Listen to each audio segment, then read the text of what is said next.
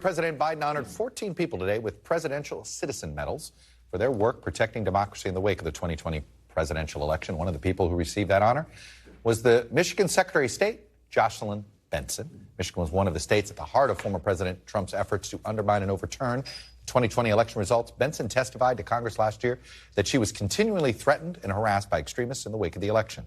She described how weeks before the January 6th insurrection, protesters gathered outside of her house to threaten her and her family.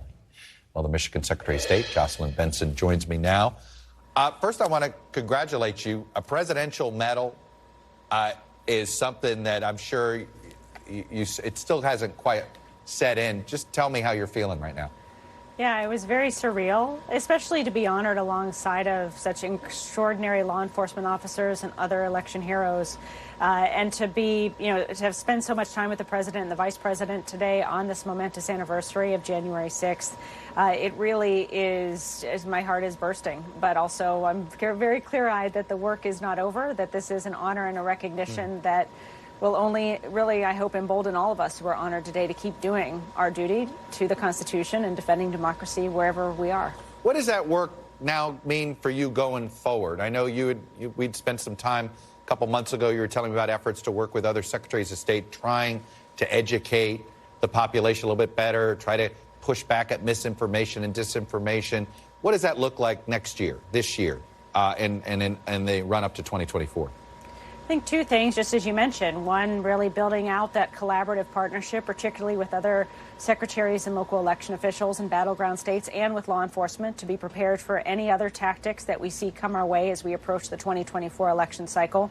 And the second is to continue to implore lawmakers at the state and federal level to invest in the security and protecting the security of our elections, not just the infrastructure of elections, but the people themselves. So I'll be working in Michigan, and I know many of other colleagues, including my newly appointed colleague in Pennsylvania, who is also honored today, Al Schmidt, to make sure that we are collaborating, sharing data, trying to recenter the conversation around facts and truth, and building faith in our democracy and investing in the security of those who guard it. What kind of scar tissue do you have from the 2020 election in January 6th? Do you still hear from people? Do you still and how do you get over that? It's interesting. I talked with a lot of the officers here today about just that. Recognizing the PTSD that can come from going through what so many of us have gone through, and knowing that it's not over, that at any point, which maybe is part of it, knowing that we're always going to be watching our back and prepared for any attack either on ourselves as people or on the work that we do or on the voice and the votes of the American people. But I have a lot of faith in our ability and that to overcome those attacks, which also is part of the impact of going through what we've been through these last few years. We've gotten stronger, we've gotten more sophisticated, we collaborate more. And because of that, I feel we're stronger than we were in 2020, though we're also a little bit battle-tested and the wounds are still there. You're visiting Washington today. Have you ever thought about working here in an elective capacity? I really believe that defending democracy is the most important issue of our time, and I get to do that in my current job, which I love. But I'm always going to look for ways that I can continue to do more to defend democracy, and so we'll see how that unfolds in the months and years ahead. That sounds like somebody that might be interested in running for the U.S. Senate in 2024?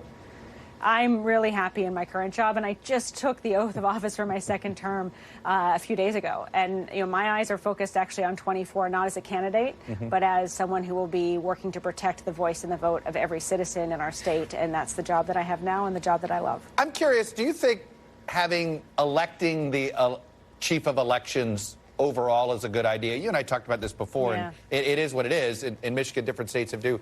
Have you thought about that, like in an ideal setting? Is that a good thing or a bad thing?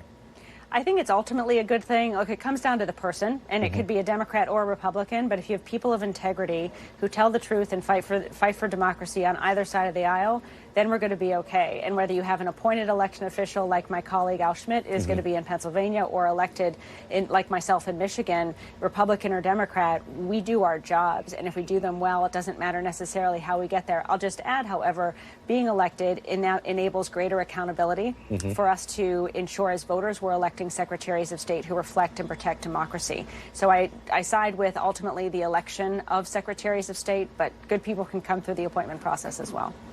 Jocelyn Benson, the Secretary of State for Michigan, congratulations again. It's something, like I said, I'm sure it's one of those pinch me moments. So congratulations and enjoy. Thank you. Thanks for watching our YouTube channel. Follow today's top stories and breaking news by downloading the NBC News app.